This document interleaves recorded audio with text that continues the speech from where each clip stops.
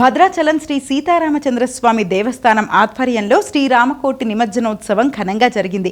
భక్తి శ్రద్ధలతో రామనామం జపిస్తూ రాసిన శ్రీరామకోటి పుస్తకాలను శ్రావణ మాసం ముగింపు సందర్భంగా పవిత్ర పుణ్య గోదావరి నదిలో నిమజ్జనం చేశారు.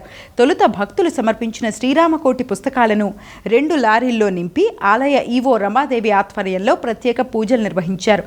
రామాలయం వద్ద నుంచి రామరథం మేళతాళాలతో వేద మంత్రోచ్చరణలు రామనామ స్మరణల నడుమ గోదావరి బ్రిడ్జ్ వరకు చేరుకున్నాయి.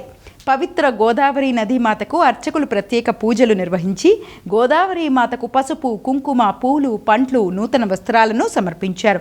అనంతరం శ్రీరామకోటి పుస్తకాలను భక్తులు అందరూ గోదావరి నదిలో నిమజ్జనం చేశారు. నదీమ్మ తల్లికి హారతులు సమర్పించారు.